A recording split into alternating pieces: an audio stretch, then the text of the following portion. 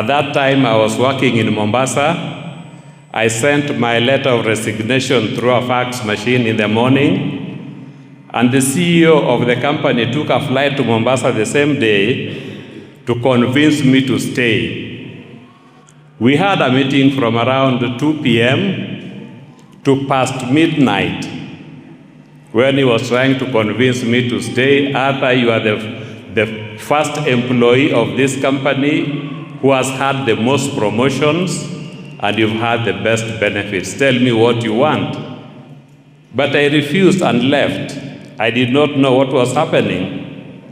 Now, I left to join my wife, who was in US doing her PhD. Now, when she graduated that December,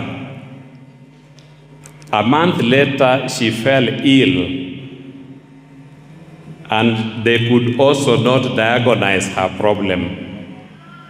It forced us to come back home, and when we returned back home, she became well, and they were the first lecturers who started Catholic University at Karen.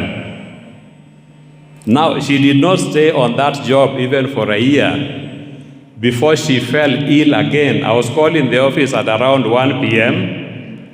to quickly rush to Catholic University in Karen. When I was driving along Langata Road to see what was going on, I rolled somewhere where you have Uhuru Gardens today. It was Kichaka. My car rolled, and I did not get to my destination in my car. Now, the person who was following me are the people who got me out of that accident, and he offered me his own car and the driver. He was a director at KWS that time. And he told me, Arthur, I'll give you my driver and the car to use to see why you are being called at the university urgently.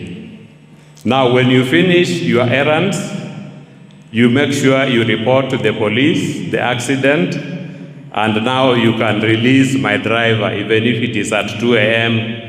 in the night. Now, I went with his driver in his car. Now, when we got to the gate of Catholic University, I found my wife closed in the security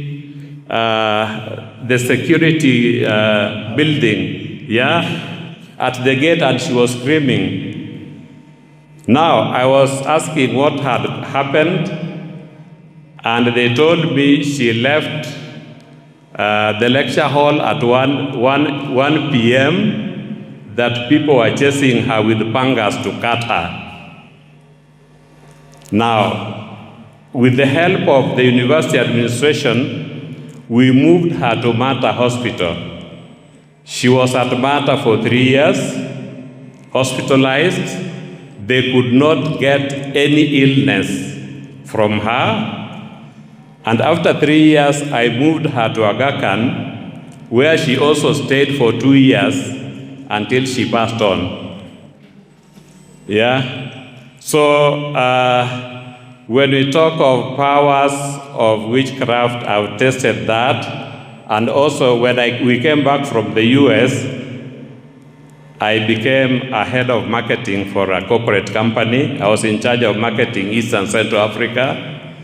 I also left that job without knowing what was going on.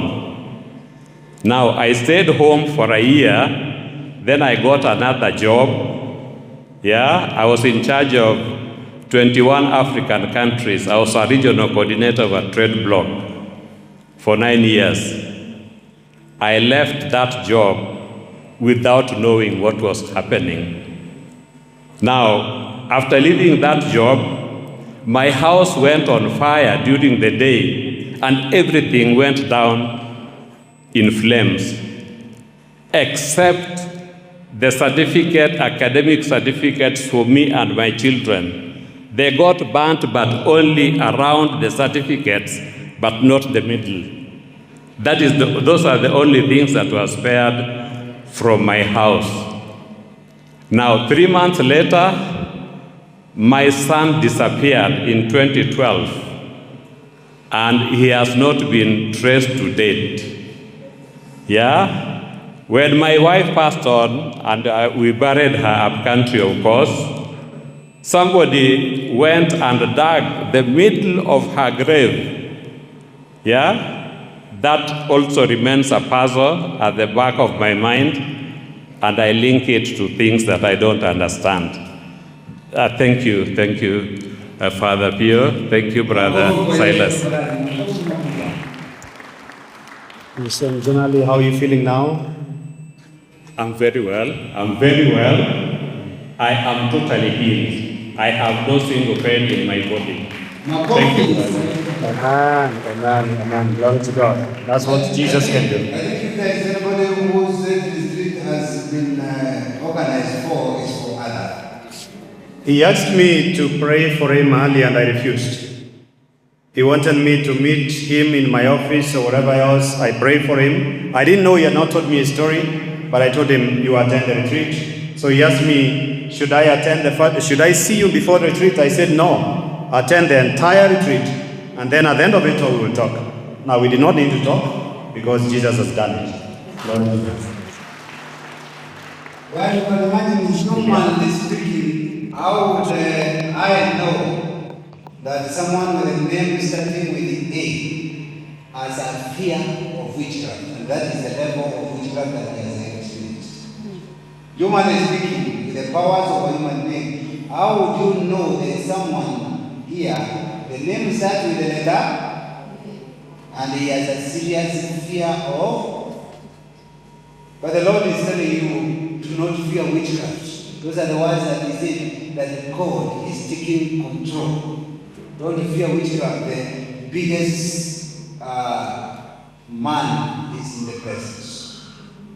So maybe he did not know the King of Kings those days closely, because the Lord should have crushed that witchcraft. It humbles me when you stand and say, the other day I told you, to stand here and declare those things, it is a risk. It's a what? What if there is nobody there who has a name starting with the A, who fears witchcraft? Me and he said they don't raise up the hands, but he has decided himself to do, to raise up, to declare that the Lord has done for him. Let us clap for the Lord.